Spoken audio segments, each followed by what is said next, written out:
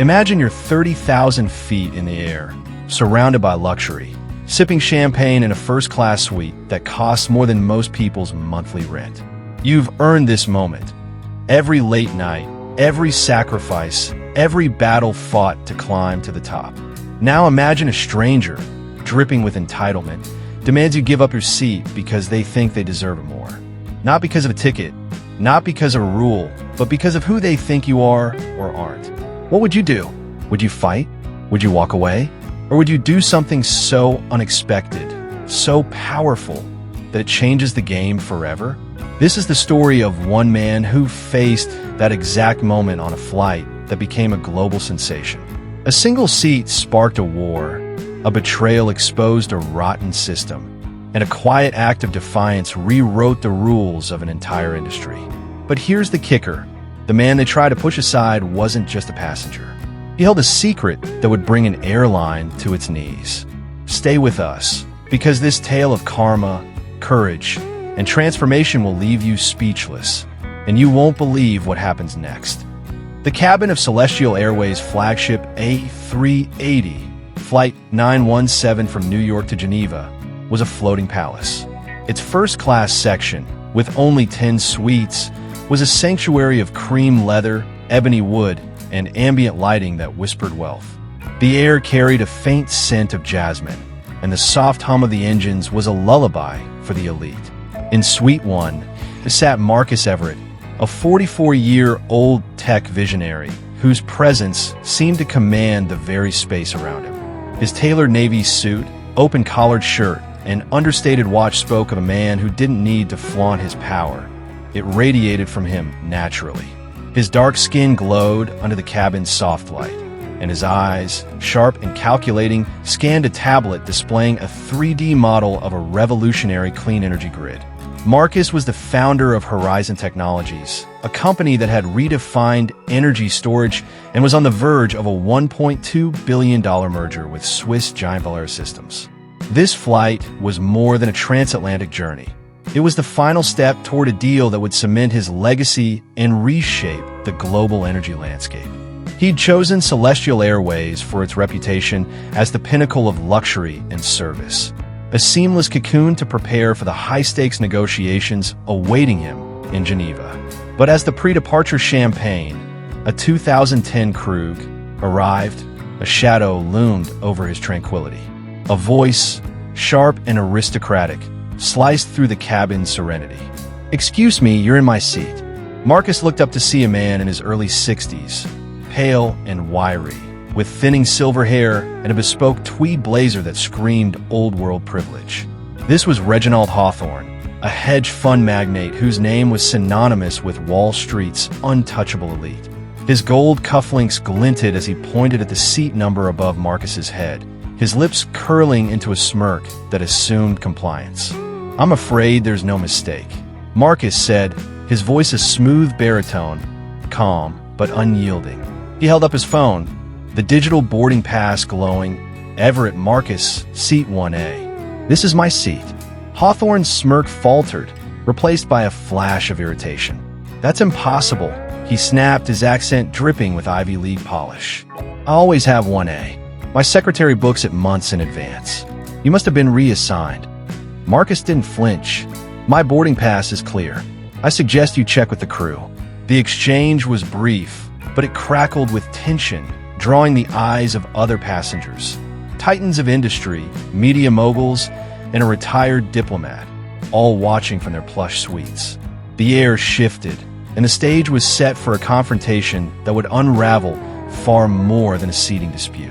Asterisk what happens when a man's rightful place is challenged not just by a passenger, but by the very system meant to protect him. Will Marcus stand his ground, or will he be forced to bend to the will of privilege? Stay tuned, because this is where the real drama begins. Asterisk. Enter Vivian Caldwell, the lead flight attendant, a woman in her early 50s with a polished exterior and a reputation for running her cabin like a military operation. Her auburn hair was pinned in a flawless chignon, and her smile was a practiced mask that never reached her eyes. She approached with the brisk efficiency of someone used to solving problems before they became complaints. "Mr. Hawthorne, is there an issue?" she asked, her tone deferential. Recognizing him as a Celestial Platinum Elite, a status that granted near-mythical privileges. "There certainly is," Hawthorne huffed, gesturing at Marcus. "This gentleman is in my seat." "Fix it." Vivian's eyes flicked to Marcus, and in that split second, a calculation was made. She saw a black man in an expensive suit, but not a familiar face. She saw Hawthorne, a frequent flyer whose firm funneled millions into Celestial's coffers. The math was simple in her mind. Loyalty trumped evidence. "Sir," she said to Marcus, her voice clipped but coated in false politeness, "may I see your boarding pass?" Marcus, still calm, showed her the screen. "As I explained, I'm in 1A. I checked in yesterday and selected this seat. No reassignments were made." Vivian barely glanced at the pass. "Our system occasionally glitches," she said, her tone suggesting the matter was already decided. "Mr. Hawthorne is a valued guest, and this suite is his preference. We have a lovely seat in 5B for you." The cabin grew quieter, the other passengers sensing a storm brewing. A young flight attendant, Lai Lung Win, hovered nearby, her hands nervously smoothing her apron. She'd seen Marcus's boarding pass. It was valid. She saw the entitlement in Hawthorne's posture and the dismissal in Vivian's eyes. Her stomach churned, but she stayed silent, her inexperience chaining her to protocol. Marcus's gaze locked onto Vivian's. "You're asking me to move based on his preference, not evidence. My ticket is valid. If there's a glitch, it's not on my end." Vivian's smile tightened. "Sir, I'm trying to resolve this smoothly. Please don't make this difficult for everyone." Hawthorne, growing impatient, chimed in. "This is absurd. I have a critical meeting in Geneva. Just move him." The tension spiked.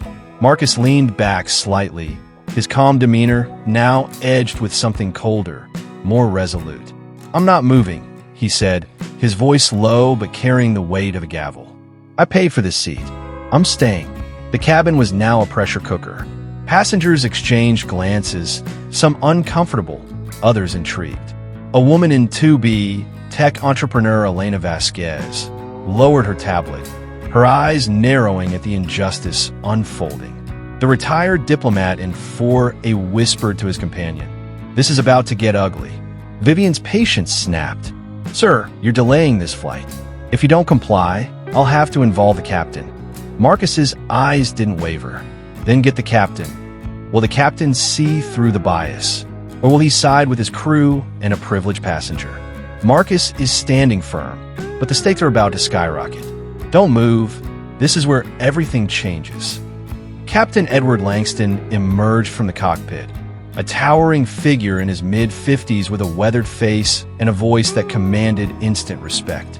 His 30 years of flying had taught him to trust his crew, especially Vivian, his lead purser of a decade. He strode into the first-class cabin, his presence silencing the murmurs. "What's the problem?" he asked, his tone clipped. Vivian launched into a rehearsed summary, painting Marcus as the disruptor. "Captain, this passenger is refusing to move from seat 1A, which is assigned to Mr. Hawthorne, a Platinum Elite guest. I've offered an alternative suite, but he's non-compliant, holding up our departure." Langston's eyes flicked to Marcus, sizing him up. He didn't ask for Marcus's boarding pass. He didn't ask for his side. He trusted Vivian's judgment, and that was his first mistake. "Sir," Langston said, his voice carrying the weight of authority, "we have a schedule to keep. You've been offered another seat. Take it, or I'll have you removed from this aircraft." The word "removed" hit like a thunderclap. Passengers gasped. Lila, still hovering, felt her heart race. She knew this was wrong, but fear kept her rooted.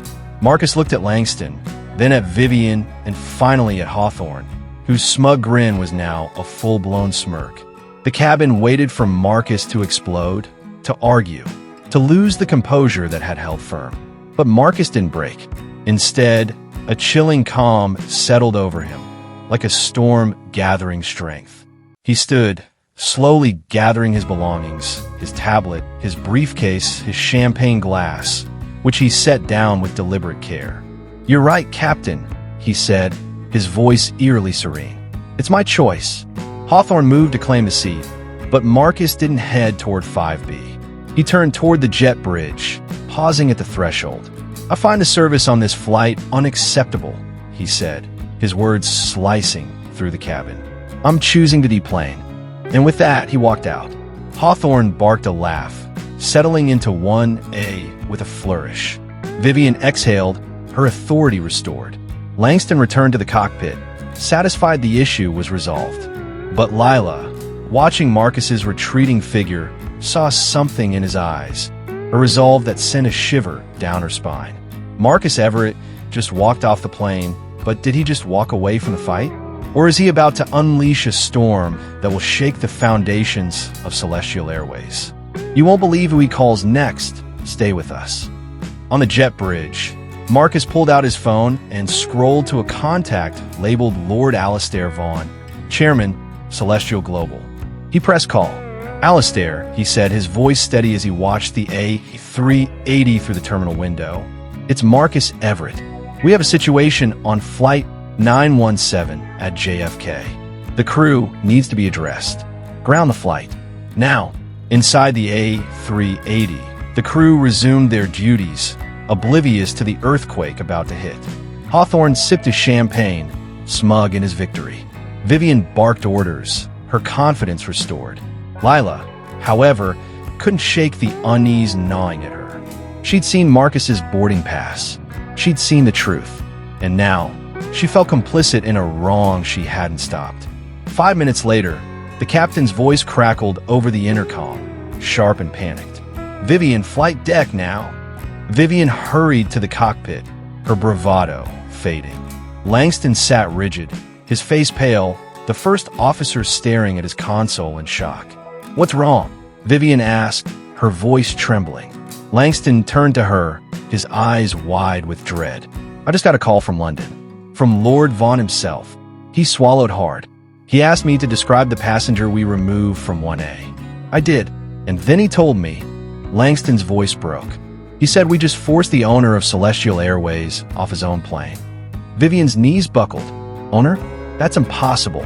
Celestial is publicly traded." "Not anymore," Langston said, his voice hollow. 3 months ago, Horizon Capital, a subsidiary of Horizon Technologies, acquired a controlling stake in Celestial Global. Marcus Everett is the majority shareholder. He's been flying incognito to evaluate operations. And we just humiliated him. The cockpit fell silent, the weight of their mistake crushing the air. Vivian's mind raced, replaying every decision, every assumption. She'd seen the Horizon logo on Marcus's briefcase, but hadn't connected the dots. Now, the truth was a guillotine. "There's more," Langston continued, his voice barely audible. "Vaughn's orders were clear. The flight is grounded. We're to be met at the gate by security and management. Our credentials are revoked. Vivian, we're fired. All of us." As the reality sank in, a new figure emerged from the galley. Ethan Park, a veteran flight attendant who'd watched the entire scene unfold. Ethan had been with Celestial for 15 years, a quiet professional who prided himself on staying out of drama. He'd seen Marcus's boarding pass, knew it was valid, but chose silence to avoid Vivian's wrath. Now, that silence was his undoing. Ethan stepped forward, his voice shaking. "Captain, I knew his past was correct. I didn't say anything because I thought Vivian had it handled." Langston's eyes hardened. "You knew? And you let this happen?" Ethan's face crumpled. "I didn't want to rock the boat. I thought." "You thought wrong," Langston snapped. "We all did." The cockpit door opened, and a gate supervisor's voice boomed over the PA. "Ladies and gentlemen, Flight 917 is canceled due to an operational issue. Please gather your belongings and deplane." The cabin erupted in groans. Hawthorne, furious, stormed to the gate desk, demanding answers. But the crew's world was collapsing. Security arrived, escorting Langston, Vivian, Ethan, and the others through the terminal, their IDs confiscated, their careers in ashes. The crew's lies are unraveling, but the story isn't over. A passenger's tweet is about to set the internet on fire, and Marcus Everett's next move will shock the world. What does he do with the power he holds? Keep watching. This is where justice gets real. Elena Vasquez, the tech entrepreneur in 2B, had watched the entire incident unfold. As the crew was escorted away, she pulled out her phone and tweeted, "Just witnessed a masterclass in corporate suicide on a Celestial Air Flight 917. Crew bullied a calm black man out of his rightful a seat for an entitled white passenger. Captain backed them without checking. Man left. Flight canceled 5 minutes later. Rumor, he OWNS the airline. Hashtag Celestial Crash." The tweet went viral, racking up millions of views within hours. A passenger in 3C had recorded the confrontation, capturing Hawthorne's arrogance, Vivian's condescension, and Marcus's quiet dignity. The video spread like wildfire, and hashtag Celestial Crash trended globally. News outlets descended on JFK, and the story became a cultural lightning rod, a tale of prejudice, power, and instant karma. For Reginald Hawthorne, the fallout was catastrophic. His firm, Sterling & Locke, had just launched a high-profile diversity campaign. The video of his entitled outburst was a death knell. Clients pulled contracts, and the board demanded his resignation. His once impenetrable network of old money couldn't save him. By week's end, he was a pariah, his name synonymous with arrogance. Vivian Caldwell's fate was no better.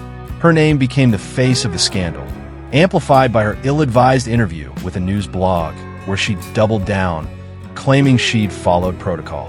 Former colleagues exposed her history of bias, and Celestial terminated her pension. Blacklisted from the industry, she took a job at a call center. Her dreams of ruling the skies shattered. Captain Langston's fall was quieter, but no less devastating. The FAA launched an investigation into his judgment, and his pilot's license was suspended. A man who'd lived for the cockpit was now grounded, his legacy tarnished by a single moment of blind trust. But not everyone was swept away. Liling Nguyen, the young attendant who'd hesitated, was contacted by Marcus's team. He'd noted her attempt to speak up, her whispered plea to check the manifest. She was offered a role not as a flight attendant, but as the head of Celestial's new Office of Equity and Service, tasked with rebuilding the airline's culture. Lila's first act was to confront her own guilt. She'd stayed silent too long, fearing Vivian's wrath. In a tearful video call with Marcus, she confessed, "I should have done more. I saw the truth, but I was scared." Marcus's response was unexpected. "You tried, Lila. That's where courage starts. Now, help me make sure no one else has to make that choice alone." Lila's transformation from a timid junior to a corporate leader became a cornerstone of the airline's redemption arc. Her training program, developed with experts in psychology and ethics, became a global model, mandatory for every Celestial employee. Marcus Everett could have stopped at firing the crew, but he's not done. What's his next move, and how will it change the world? The answer will leave you stunned. Don't go anywhere. Marcus Everett didn't issue a press release or gloat on social media. Instead, he convened an emergency meeting with Lord Vaughan and Celestial's board in a Manhattan office. The board expected fury, demands for retribution. Instead, Marcus delivered vision.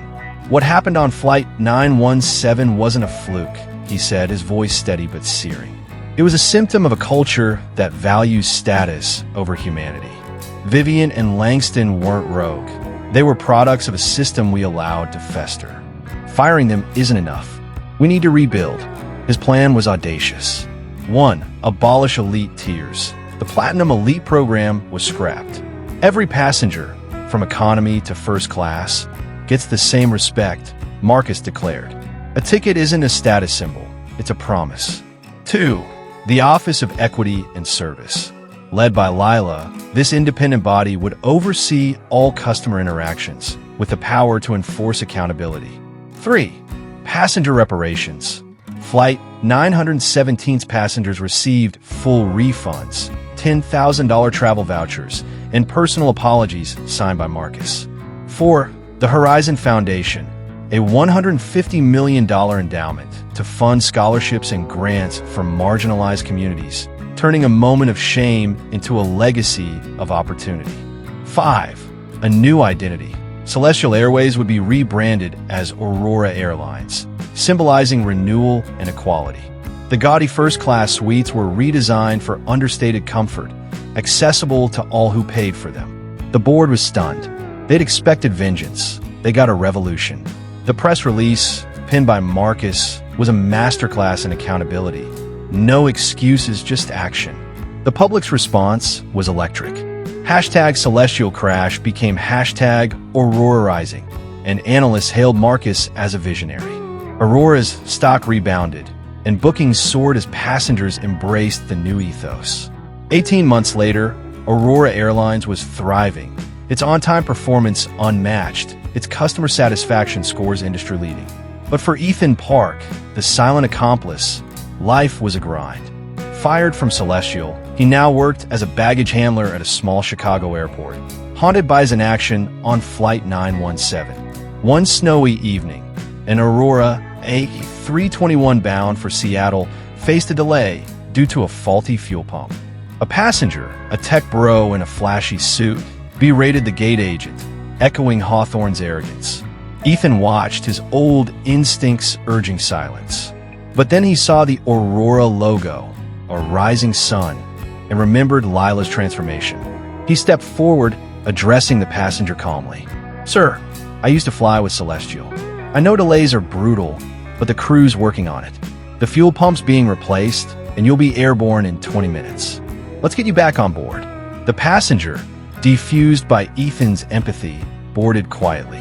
Lila, now Aurora's VP of Customer Experience, emerged from the jet bridge and recognized Ethan. "You're the one who spoke up," she said, her voice soft. Ethan shook his head. "I didn't. Not when it mattered." Lila's eyes softened. "You did today. That's a start." She handed him her card. "We're hiring ground staff who understand our values. Think about it." Ethan stared at the card, a flicker of hope igniting. He hadn't just de-escalated a situation. He'd taken the first step toward redemption. This wasn't just a story about a seat or an airline. It was about a man who turned humiliation into a movement, a system that crumbled under its own flaws, and the people who chose to rise above or fall beneath the weight of their choices. Marcus Everett didn't just demand justice. He built a legacy that changed how we see power, privilege, and integrity. If this story moved you, hit that like button to let us know. Share it with someone who needs to hear that standing up for what's right can rewrite the future. Subscribe and ring the bell for more stories of karma, courage, and transformation. Ask yourself, what would you do in seat 1A? Because in the end, true power isn't about where you sit. It's about the choices you make. Until next time, keep soaring toward what's right.